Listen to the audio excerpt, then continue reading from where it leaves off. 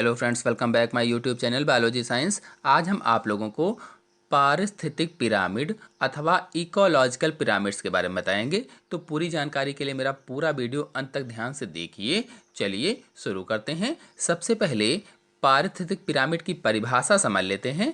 तो किसी भी पारिस्थितिक तंत्र के प्राथमिक उत्पादकों एवं विभिन्न श्रेणी के उपभोक्ताओं की संख्या, जीवभार तथा संचित ऊर्जा में परस्पर एक संबंध होता है। इन संबंधों को जब चित्र के रूप में दिखाया जाता है तो उसे ही पारिस्थितिक पिरामिड कहते हैं।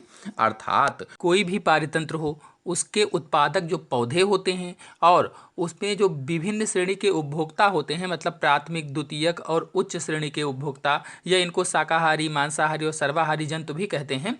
तो इन जंतुओं की संख्या, जीवभार अर्थात शुष्क कार्बनिक पदार्थ, जीवभार यानी शुष्क कार्बनिक पदार्थ का भार, और संचित ऊर्जा स्तर में आपसी संबंध होता है। और इस संबंध को चित्रों के द्वारा दिखाया जाता है, चित्रों में दिखाते हैं। इन्हीं चित्रों को पारिस्थितिक पिरामिड कहा जाता है और खाद्य पिरामिड भी कहते हैं, यानी पारिस्थितिक पिरामिड भी कहते हैं और खाद्य पिरामिड भी इनको कहा जाता है।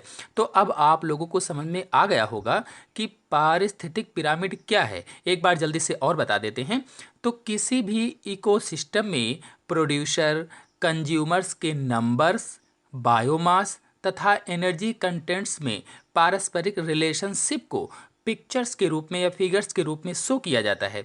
इन्हीं फिगर्स को या इन्हीं पिक्चर्स को इकोलॉजिकल पिरामिड्स कहते हैं अथवा पारिस्थितिक पिरामिड कहते हैं। तो कुल मिलाकर के बात ये हुई कि पारितंत्र के पौधों, शाकाहारी, मांसाहारी तथा सर्वाहारी जीवों की संख्या, जीवभार तथा ऊर्जा स्तर के संबंध को चित्र के रूप में प्रदर्शित करना ही पारिस्थितिक पिरामिड कहलाता है। पारिस्थितिक पिरामिड कितने प्रकार के होते हैं ये जान लेते हैं। तो पारिस्थितिक पिरामिड 3 प्रकार के होते हैं।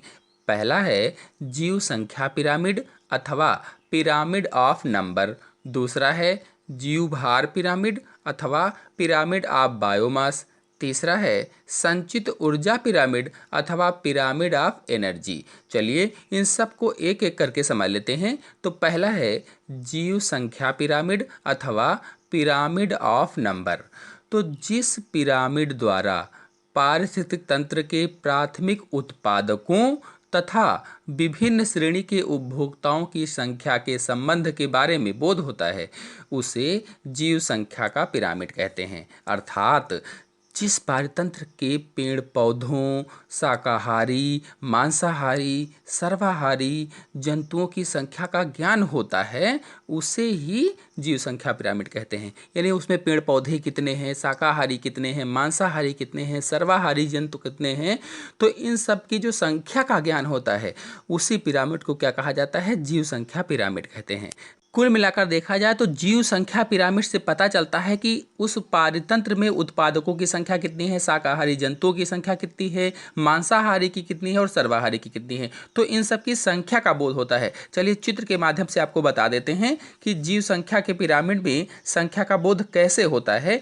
तो पहला है इसमें से चित्र घास स्थलीय पारितंत्र का पिरामिड, फिर दूसरा है फसल स्थलीय पारितंत्र का पिरामिड और तीसरा है तालाब के पारितंत्र का पिरामिड। तो सभी चित्रों में देखिए उत्पादकों की संख्या शाकाहारी जंतुओं से अधिक है, यानी जो पेड़ पौधे हैं इनकी संख्या अधिक है, शाकाहारी जंतुओं की संख्या कम है। अर्थात इन पेड़ पौधों को जो जीव खा रहे हैं, जो जंतु खा रहे हैं, उन्हें शाकाहारी कहा जाता है और शाकाहारी जंतुओं की संख्या कम है, जबकि जो उत्पादक हैं इनकी संख्या अधिक है। इसी तरह से आगे की ओर देखा जाए तो शाकाहारी जंतु जो हैं इनकी संख्या मांसाहारी जंतु से अधिक है। जैसे यहाँ पर देखिए, जैसे 4 खरगोश हैं, इनको खाने वाले जो मांसाहारी हैं वो 2 ही हैं। दूसरे में अगर देखा जाए तो कीड़े मकोड़े ज़्यादा हैं जबकि मेढक कम है। ऐसे ही तीसरे में भी है। इसी तरह से अब ऊपर की ओर बढ़ने लगें तो मांसाहारी जंतुओं की संख्या सर्वाहारी से ज़्यादा होती है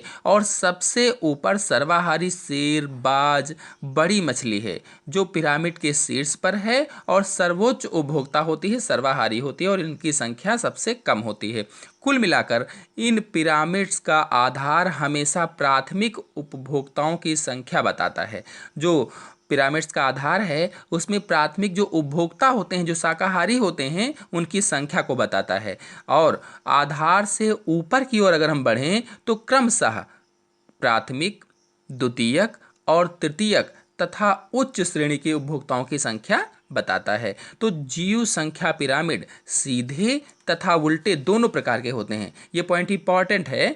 तो जीव संख्या जो पिरामिड होते हैं ये सीधे और उल्टे दोनों तरह के होते हैं। चलिए अब दूसरे पिरामिड जीव भार पिरामिड अथवा पिरामिड ऑफ बायोमास पर आते हैं।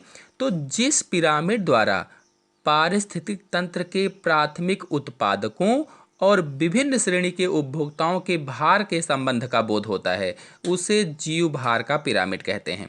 अथवा किसी भी पारतंत्र में हो सजीवों के शुष्क भार को जीव भार कहा जाता है। तो जीव भार के पिरामिड में उत्पादकों का भार सबसे अधिक होता है। जो उत्पादक होते हैं, जो पौधे होते हैं, इनका भार सबसे अधिक होता है। मतलब इस तरह के पिरामिड में आधार पर हमेशा पौधों के भार को दर्शाया जाता है। जैसा कि आपको चित्र में दिख भी रहा है, जो इस तरीके के पिरामिड होते हैं उसके आधार पर हमेशा या सदैव पौधे के भार को दर्शाते हैं। इसके बाद प्रथम, द्वितीय और तृतीय श्रेणी के उपभोक्ता आते हैं, यानी इनके भारों को दर्शाया जाता है। अर्थात आधार से ऊपर की ओर अगर हम बढ़ें तो जो भाग हैं उनमें से क्रमशः विभिन्न श्रेणी के जो जंतु होते हैं उनके भार को दिखाया जाता है। यानी प्राथमिक उपभोक्ता, द्वितीयक उपभोक्ता, तृतीयक उपभोक्ता, ये आधार से ऊपर की ओर क्रमशः हैं। कहा जाए तो शाकाहारी, मांसाहारी, सर्वाहारी के भार को दर्शाया जाता है। इन सब का जीव भार क्रमशः कम होता जाता है। जैसा कि आप चित्र में देख भी रहे हैं कि इन सब का जीवभार जैसे से ऊपर बढ़ रहे हैं कम होता जा रहा है। तो जैसे इस पिरामिड में देख लीजिए जो चित्र है, 1000 किलो के पेड़ पौधे हैं अथवा वनस्पति दिखाई गई है। फिर इसके ऊपर की ओर बढ़ें तो 100 किलोग्राम के चूहे या शाकाहारी जीवों को दिखाया गया है। इसके बाद 10 किलोग्राम सांपों अथवा मांसाहारियों को दिखाया गया है, जो चूहों को खाते हैं, मांसाहारी हैं। तो इसके बाद में देखिए 1 किलोग्राम बाज है अथवा सर्वाहारी को दिखाया गया है। बाज सर्वाहारी होता है, सब कुछ खा लेता है। तो जीव भार के पिरामिड भी सीधे और उल्टे दोनों तरह के हो सकते हैं। यानी जीव भार के जो पिरामिड होते हैं ये भी सीधे और उल्टे दोनों तरीके के हो सकते हैं। फिर आते हैं तीसरे पर, संचित ऊर्जा का पिरामिड अथवा ऊर्जा पिरामिड पर। तो ऐसे पिरामिड जो किसी पारिस्थितिक तंत्र के विभिन्न पोषण तलों के जीवधारियों द्वारा प्रयोग में लाई गई ऊर्जा के संपूर्ण परिमाण यानी क्वांटिटी का बोध कराते हैं, उसे संचित ऊर्जा का पिरामिड कहा जाता है। तो ऊर्जा के पिरामिड हमेशा सीधे बनते हैं, यानी ये दोनों से अलग हैं। वो दोनों जो मैंने बताया उल्टे और सीधे दोनों होते थे, लेकिन ये केवल सीधे बनते हैं। तो ऊर्जा के पिरामिड से स्पष्ट है कि खाद्य श्रृंखला के प्रत्येक स्तर पर ऊर्जा की कमी होती है। जैसा कि चित्र में आप देख रहे हैं, चित्र में सबसे अधिक ऊर्जा पिरामिड के आधार पर स्थित उत्पादक हैं। ये सबसे अधिक इनकी ऊर्जा प्राथमिक उपभोक्ताओं शाकाहारी जंतुओं में 10% में अन्य उपभोक्ताओं की अपेक्षा अधिक ऊर्जा होती है। और शाकाहारी जंतुओं का भक्षण मांसाहारी जंतु करते हैं। जो शाकाहारी जंतु होते हैं इनको कौन खाता है? मांसाहारी जंतु खाते हैं। अतः मांसाहारी जंतुओं में जैसे शेर है, चीता है आदि को और भी कम ऊर्जा उपलब्ध होती है, या कह लीजिए 10% वाला वही नियम लग जाता है। अतः खाद्य श्रृंखला जितनी छोटी होगी उतनी ही अधिक ऊर्जा जीवों को उपलब्ध होगी, और अगर खाद्य श्रृंखला बड़ी हुई तो ऊर्जा कम उपलब्ध हो पाएगी। तो इसे ही ऊर्जा का पिरामिड कहा जाता है। ये जो आप चित्र देख रहे हैं ये जीव संख्या का उल्टा पिरामिड का चित्र है। जो जीव संख्या के पिरामिड होते हैं उनमें घास स्थलीय और फसल स्थलीय पिरामिड सीधे बनते हैं, तथा पेड़ के पारतंत्र के जो पिरामिड होते हैं वे उल्टे बनते हैं, क्योंकि पेड़ के पारतंत्र में प्राथमिक उत्पादकों की संख्या केवल एक है, अर्थात प्राथमिक उत्पादक केवल पेड़ ही है, इसीलिए ये उल्टा बनता है। फिर अब ये जो चित्र आप देख रहे हैं ये जीवभार का उल्टा पिरामिड है।